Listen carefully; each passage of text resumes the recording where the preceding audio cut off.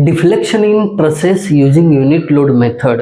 तो इसका पहला जो पार्ट है ये हमने पहले देखा हुआ है, जिसमें हमने पी एनालिसिस मतलब क्या कि ट्रस के ऊपर लोड को कंसिडर करके ये ट्रस का एनालिसिस किया था।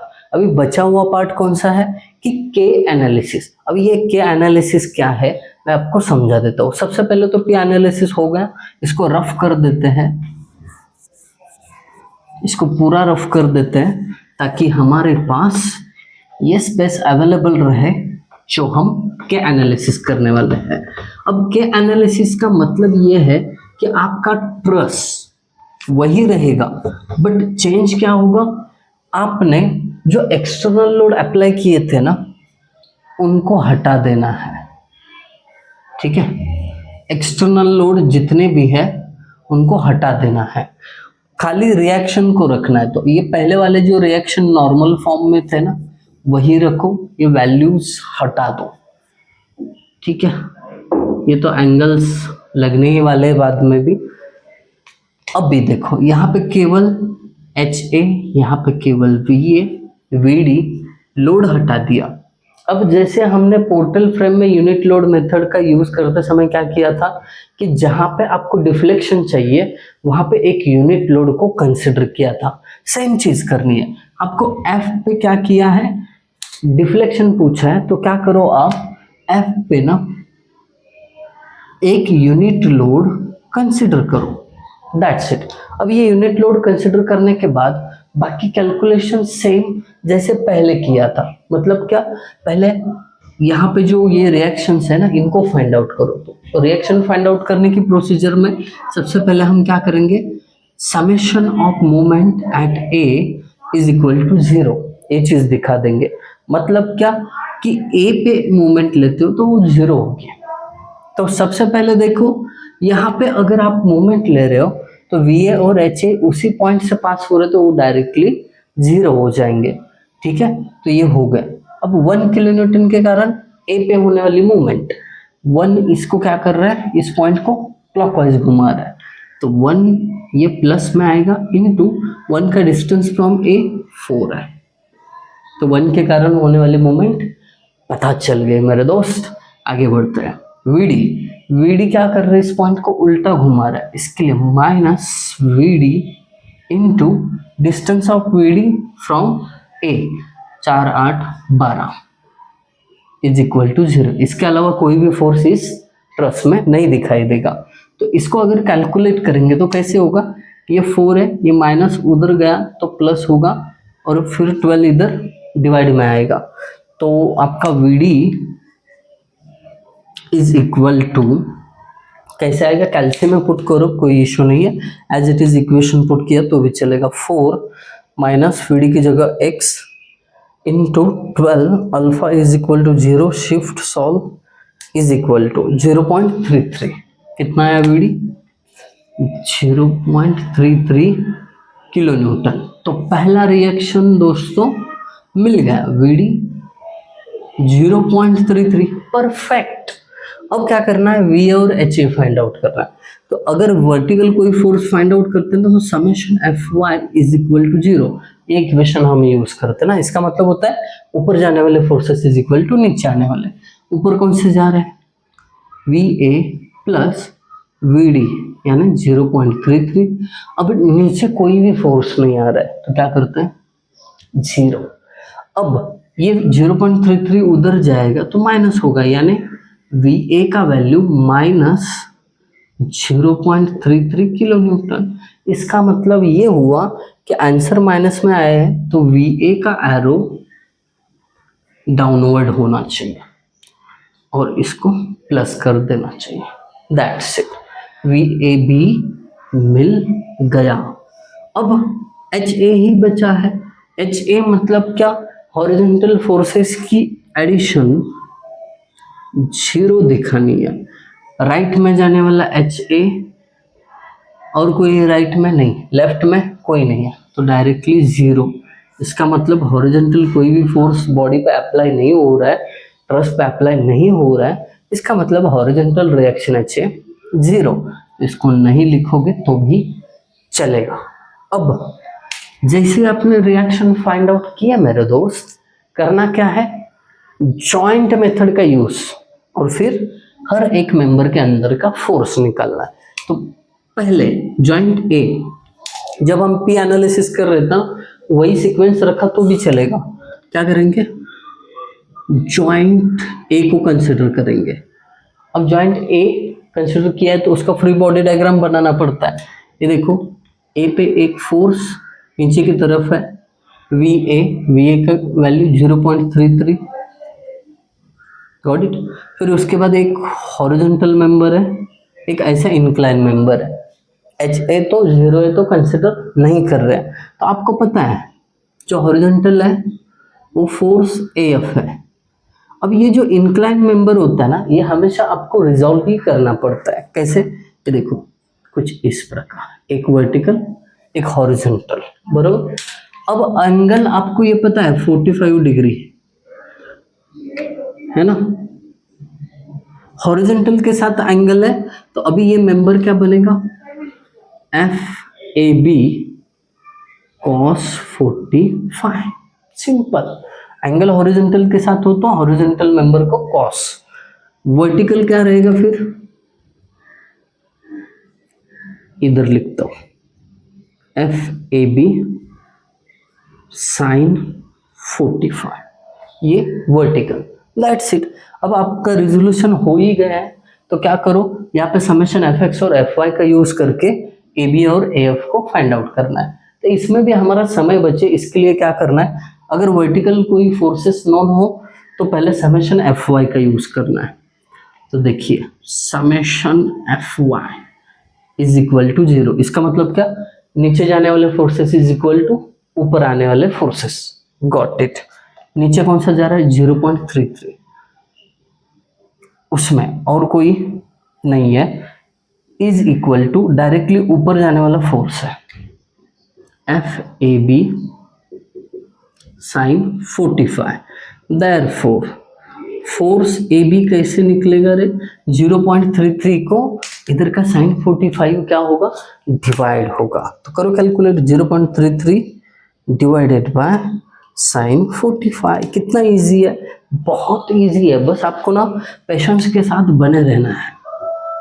सम ज़्यादा लेंदी है, कैसे सॉल्व करूँ भाई साहब, एक बार शुरू किया ना सॉल्व करने फटाफट हो जाएगा, ठीक है। आंसर मिल गया, एफ ए बी 0.47 प्लस आया, इसका मतलब ये टेंशन फोर्स है, दैट्स इट। अब आगे बढ़ते हैं, एफ ए एफ पे हॉरिजॉन्टल फोर्स है तो ऑब्वियसली क्या करोगे, summation F X is equal to 0, ये इक्वेशन यूज करोगे। मजा आ रहा है ना पढ़ने में। देखिए चीजें जब हमें समझ में आती है ना तो जरूर मजा आता है, और चीजें समझने की कोशिश तब तक करो जब तक समझ में नहीं आती। चलिए अब देखिए, राइट में जाने वाली इज इक्वल टू लेफ्ट में, राइट में कौन कौन जा रहा है, F A F plus F A B cos 45, F A B की वैल्यू 0.47 कॉस 45, और कोई है राइट में जाने वाला नहीं है, इज इक्वल टू लेफ्ट में आने वाला कोई भी नहीं है, 0।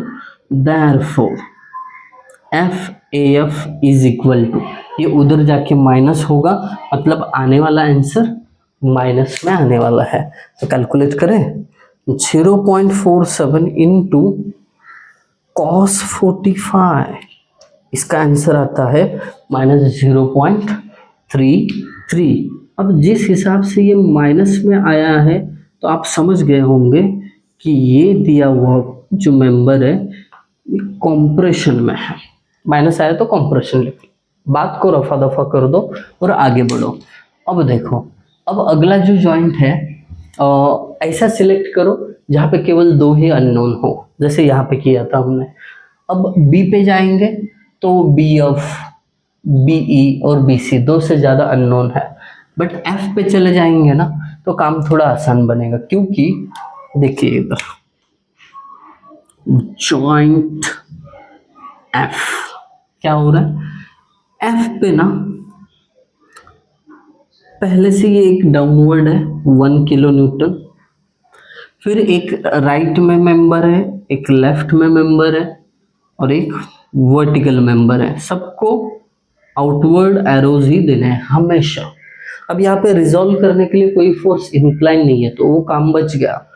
लेफ्ट में जाने वाला फोर्स कौन सा है, एफ या एफ ए, तो ये तो हमने पहले से ही निकाला है, वैल्यू उसका लिख दो खाली -0.33, सिंपल, गॉट इट। अब ये कौन सा फोर्स है, फोर्स एफ ई, और ऊपर जाने वाला फोर्स एफ बी। तो ये तो स्ट्रेट फॉरवर्ड कैलकुलेशन हुआ, लेफ्ट में राइट में जाने वाला इज इक्वल टू लेफ्ट में जाने वाला, therefore summation F X is equal to 0। Equation क्या कहता है, राइट में जाने वाला F E is equal to left में आने वाला, मतलब इसका भी आंसर माइनस में आएगा। अब माइनस है तो कॉम्प्रेशन में, दैट्स इट, कितना इजी है। और वही समेशन एफ वाई का अगर आप इक्वेशन का यूज करते हो तो क्या होगा, ऊपर जाने वाला इज इक्वल टू नीचे जाने वाला, मतलब F B is equal to 1 kilo newton, that's it. हो गया ना काम आसान, ये जॉइंट बहुत जल्दी निपट गया। अभी क्या करना है, अगले जॉइंट को कंसिडर करना है। ए हो गया, एफ हो गया, अब अगले जॉइंट पे चलते हैं। देखते हैं जॉइंट ऐसा होना चाहिए जहां पे केवल दो ही अननोन हो। एक्चुअली थोड़ा समय ज़्यादा लगता है ना, इसके लिए मैं फटाफट कैलकुलेशन कर रहा हूँ और विदाउट ब्रेक समझाने की कोशिश कर रहा हूँ। तो अगला जॉइंट आप लोग बता सकते हैं, और आप सभी को बधाई, इतना कंटिन्यूएशन में आप लोग वीडियोस देख रहे हो, रिस्पॉन्स कर रहे हो, कमेंट कर रहे हो, अच्छा लग रहा है। मोटिवेशन, आप जब कमेंट करते हो ना, मोटिवेशन दुगना हो जाता है। ठीक है, ये हो गया। अब आगे बढ़ते हैं। अब अगर हमने बी को कंसिडर किया तो ये भी पता है, ये भी पता है, अननोन क्या रहेगा, बी ए और बी सी, दो ही अननोन है। वही ई पे चला गया तो 1 2 3 अननोन रहेंगे। इसका मतलब यहाँ पे हमारे पास केवल जॉइंट बी यही ऑप्शन है। राइट से जाओगे तो डी है, बट फिर वही इस पे आना ही पड़ेगा। तो हम क्या करते हैं, बी को कंसिडर करते हैं। तो बी, देखिए बी को ऑप्शन दे सकते हैं क्या, थोड़ा चेंज करके देखते हैं। अब हम ना राइट साइड से आते हैं, पहला पी एनालिसिस करते समय बी लिया था ना पहले, थोड़ा चेंज करते हैं, हम राइट साइड से आने की कोशिश करते हैं। देखो डी पे क्या है, 0.33 एक फोर्स ऊपर है, एक फोर्स ऐसा जा रहा है और एक ऐसा है। तो बिना सोचे आउटवर्ड एरोज ही देने हैं। तो ये horizontal force D E, F D E है, और ये जो है एफ सी डी है। बट आपका इंक्लाइन फोर्स हमेशा रिजॉल्व ही रहना चाहिए, या तो हॉरिजॉन्टल वर्टिकल, वही है, ठीक है, हॉरिजॉन्टल वर्टिकल। ये एंगल कितना होगा, ये एंगल 45, क्यों, tan इनवर्स फ्रंट साइड 4 है डिवाइडेड बाय एडजेसेंट साइड 4 है, तो tan इनवर्स 4/4 यानी 1 होता है। tan इनवर्स 1 का वैल्यू 45 आता है। तो ये जो एंगल है विथ हॉरिजॉन्टल है, तो हॉरिजॉन्टल मेंबर क्या हो जाएगा, cos, मतलब कैसे लिखेंगे, F C D cos theta, और ये रहेगा F C D sine theta. एक बार रेजोल्यूशन हो गया, जॉइंट रेडी है। अब आप summation F X F Y की इक्वेशन ऐड कर सकते हो। पहला कौन सा यूज करें, तो वर्टिकल, क्यों, क्योंकि 0.33 ये वर्टिकल फोर्स हमें पता है, summation F Y is equal to 0। तो इसके हिसाब से ऊपर जाने वाले फोर्सेस इज इक्वल टू नीचे आने वाले फोर्सेस। ऊपर जाने वाले फोर्सेस की एडिशन करो तो पहले तो 0.33 है plus F C D sine theta यानी साइन 45, ऊपर जाने वाले तो हो गए। कोई नीचे आने वाला फोर्स है, कोई भी नहीं है मेरे दोस्त, तो 0 लिख दो नहीं। तो अब क्या करना है, डायरेक्टली कैल्सी में equation 0.33 plus F C D की जगह एक्स पुट करो, ठीक है, क्योंकि पता नहीं है ना, sine 45 bracket close, alpha is equal to 0, shift solve is equal to -0.47, कितना आया, F C D is equal to minus 0.47 kilo newton. जैसे कि आपको पता है ये माइनस में आया तो इसको कंप्रेशन बोलेंगे, दैट्स इट। अब हॉरिजॉन्टल फोर्स कैसे, summation F X is equal to 0, जानते हैं सब।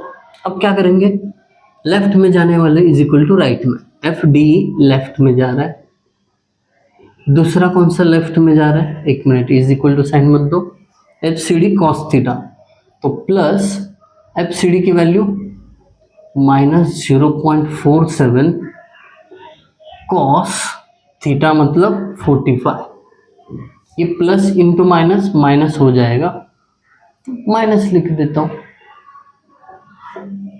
ठीक है। इज इक्वल टू, राइट में कोई नहीं जा रहा है, 0, करेक्ट। अभी ये माइनस उधर जाके प्लस होगा, मतलब एफ डी ई का वैल्यू आएगा कितना, पता करते हैं। देखो 0.47 इंटू कॉस 45, 0.33, आंसर कितना है 0.33। ये प्लस में आया तो प्लस में आने वाला मेंबर टेंशन में है, आई बात समझ में। बहुत बढ़िया तरीके से हमने इसको सॉल्व कर दिया। अब क्या करेंगे, डी का तो हो गया, हम ई को कंसिडर कर सकते हैं क्या, डी ई पता है बट ये नहीं पता है, वर्टिकल सी ई, फिर उसके बाद बी ई ये भी नहीं पता है, एफ ई भी नहीं पता है, पता है पता है पता है। देखो इधर ना ई डी अभी भी निकाला, ई एफ या एफ ई ये भी निकाला हुआ है, खाली बचेगा क्या, ये वर्टिकल और ये इंक्लाइन, दो ही फोर्सेस बचेंगे ना, बरोबर ना। इसको अगर कंसिडर करेंगे तो वर्टिकल और हॉरिजॉन्टल यही बचेंगे, तो हम क्या करते हैं, ई को कंसिडर करते हैं, जॉइंट ई। थोड़ा सा ना अलग अप्रोच, पी एनालिसिस से अलग अप्रोच किया है हमने कंसिडर। इसमें खाली एक ही मेंबर क्या आएगा, इंक्लाइन, इसमें दो मेंबर थे इसके लिए हम बी पे गए नहीं। क्या करते हैं, ये जॉइंट ई है, इस पे ऐसा एक हॉरिजॉन्टल, एक वर्टिकल और खाली एक इंक्लाइन है ना, तो ये सब आउटवर्ड जाएंगे। अब देखो वैल्यूज लिखने की जब बारी आती है, ईडी का वैल्यू अभी भी निकाला है, ये जो है इसका 0.33 लिख दिया, फिर लेफ्ट में जाने वाला एफ ई या ई एफ बोलो माइनस 0.33, ठीक है। फिर ये बचे दोनों, वर्टिकल जाने वाला एफ ई सी, फोर्स ई सी। अब इसका इंक्लाइन जो है इसका करना पड़ेगा रेजोल्यूशन, कर देते हैं, कौन सी बड़ी बात है, ठीक है।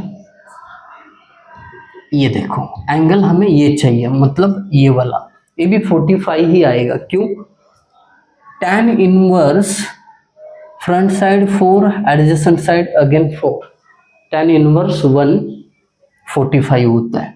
तो एंगल हॉरिजॉन्टल के साथ है तो ये हॉरिजॉन्टल मेंबर होगा F B E cos theta, ठीक है, और ये होगा F B E sine theta, आई बात समझ में, एफ बी साइन थीटा। अभी क्या करो, इक्वेशंस यूज करो, हॉरिजॉन्टल फोर्सेस पता है हमें, तो हम क्या करते हैं, सबसे पहले summation F X is equal to 0, ये इक्वेशन यूज करता है, लेफ्ट में जाने वाला इज इक्वल टू राइट में जाने वाला, लेफ्ट में कौन कौन जा रहा है, F B E cos theta मतलब 45 प्लस ये लेफ्ट में जाने वाला ही है, तो ये माइनस 0.33 है, उसके साइन के साथ लिखो।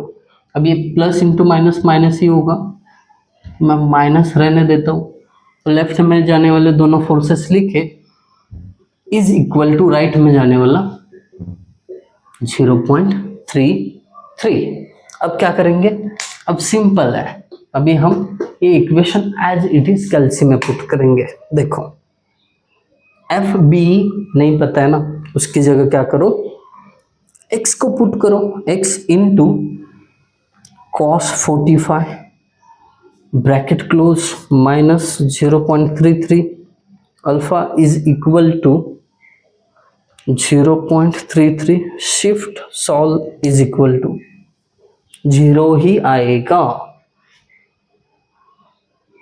कितना आया, एफ बी ई 0 ही मिल गया। ठीक है, कोई बात नहीं, 0 मिला तो 0 लिखो। Force B E is equal to 0 kilo newton. ये ऐसा क्यों हुआ, देखो जब हम यहाँ पे हॉरिजॉन्टल फोर्सेस की बात कर रहे थे ना, ये दोनों एक दूसरे को बैलेंस कर रहे हैं, ये दोनों तो चले गए, तो फिर इसके अलावा कोई भी हॉरिजॉन्टल फोर्स नहीं बचता है, तो ये 0 होना ही था। That's it. अभी समेशन एफ वाई का यूज करते हैं, इसका यूज करके वर्टिकली ऊपर जाने वाले की एडिशन इज इक्वल टू नीचे आने वालों की एडिशन कैसे होगी। ऊपर कौन कौन जा रहा है, F B sine theta, but आपको पता है एफ बी का वैल्यू 0 है, 0 इंटू एनीथिंग 0 ही होता है, तो इसको नहीं लिखा तो भी चलेगा। तो फिर एफ ई सी, ऊपर जाने वाला एक ही फोर्स बचता है, नीचे आने वाला कोई नहीं, इज इक्वल टू 0।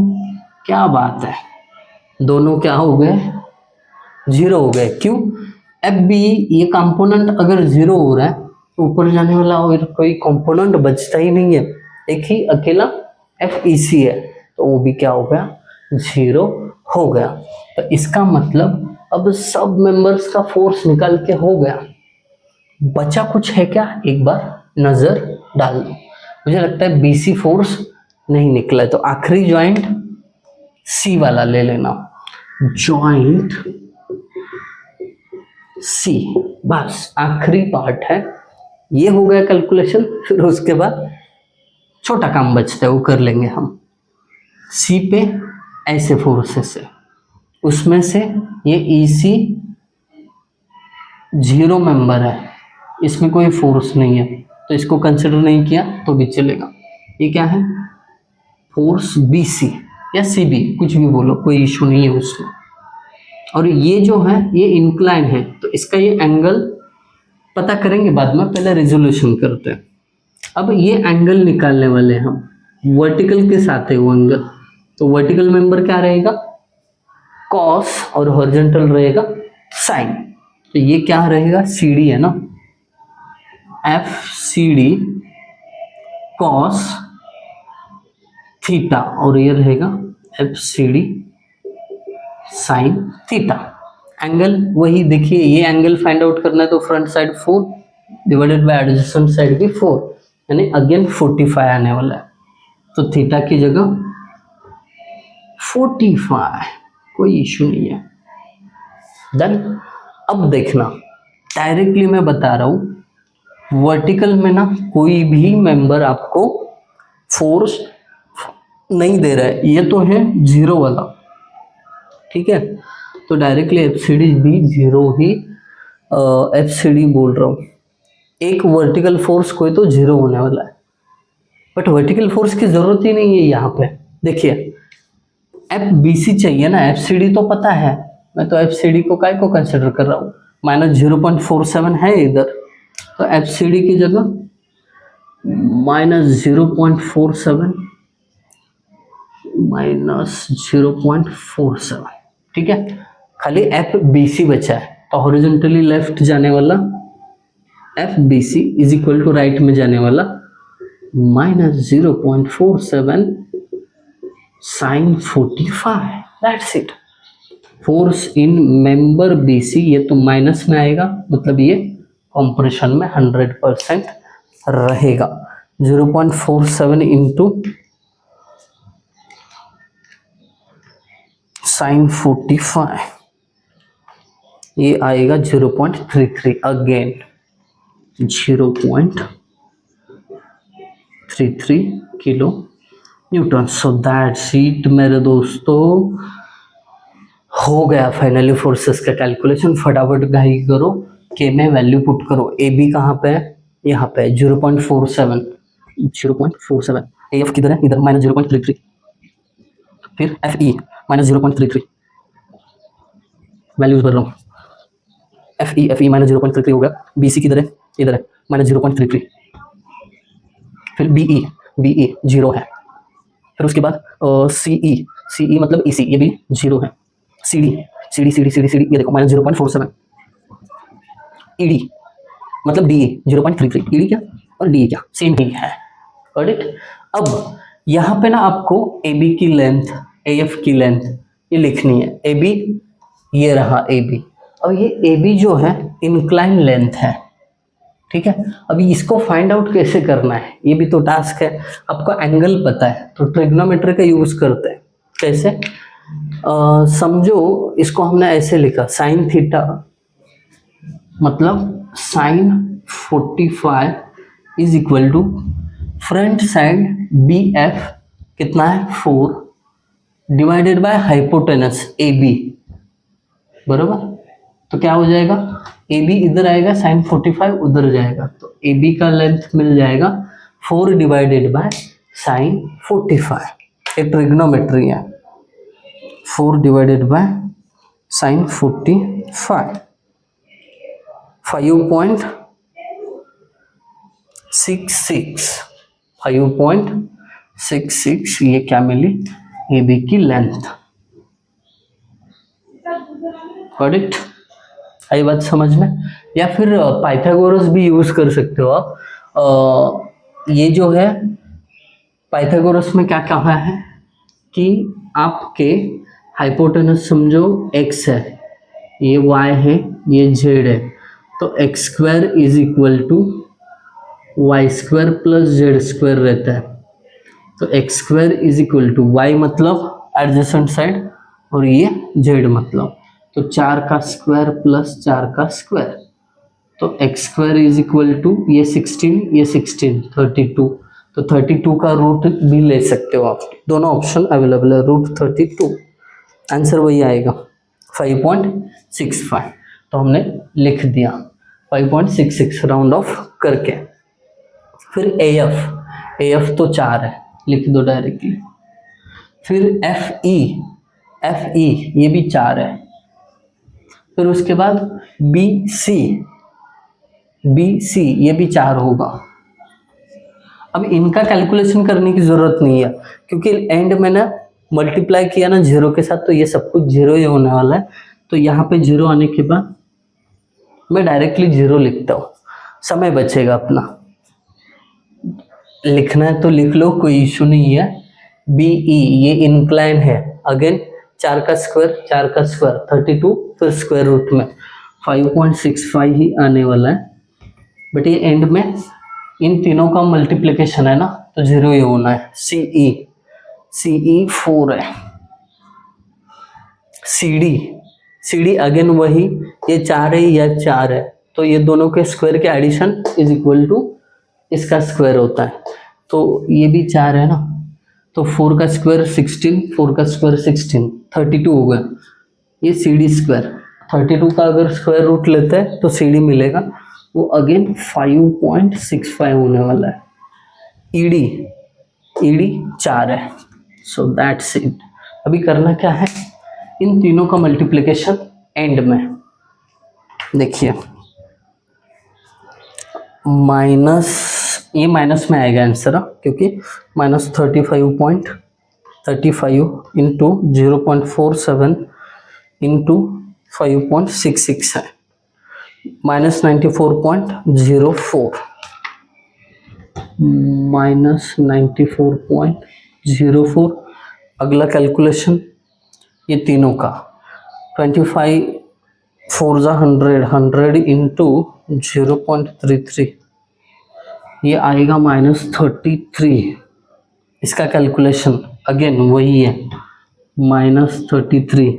ये थोड़ा अलग है, इसको करते हैं -21.21 इंटू, ये माइनस इंटू माइनस प्लस हो जाएगा, मतलब आंसर जो आने वाला है प्लस में आएगा तो डायरेक्टली 21.21 इंटू 0.33 इंटू 4 कर देता हूँ, 27.99 मतलब 28।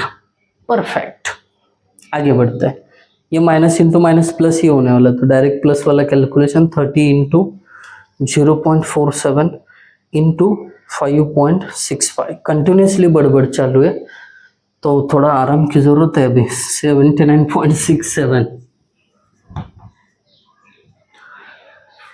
आपको तो खाली वीडियो देखना है, मुझे बोलते रहना है दोस्तों, बहुत कठिन टास्क है, फिर भी डटे रहेंगे। 21.21 इंटू 0.33 इंटू 4, 27.99 यानी 28। तो देखिए अब यहाँ पे डिफ्लेक्शन एट एफ यानी y at f is equal to क्या होगा, तो इन सब की एडिशन डिवाइडेड बाय EI। ठीक है, खाली आप क्या करो, इन सब की विथ साइन एडिशन करो और इधर लिखो। अगर डिफ्लेक्शन का वैल्यू माइनस में आया तो आप समझ लेना कि डिफ्लेक्शन नीचे की तरफ नहीं ऊपर की तरफ हो रहा है। ठीक है, चलिए कैलकुलेट करके बताता हूँ। -94.04 माइनस ये 2 बार 33, फिर plus 28 plus 79.67 is equal to minus में यहाँ 24.37 माइनस 24.37 माइनस में आया, बट हमने यूनिट लोड उस पर नीचे की तरफ लिया था, इसका मतलब ऊपर की तरफ क्या होगा, deflection. So that's it guys, बड़ी मेहनत के बाद ये सम कंप्लीट हुआ। आई होप आप सभी को समझ में आया होगा। अगर समझ में आया है तो कमेंट ज़रूर करना, आपके कमेंट्स पढ़ के ही मोटिवेशन मिलता है। Thank you guys for watching video, thank you so much.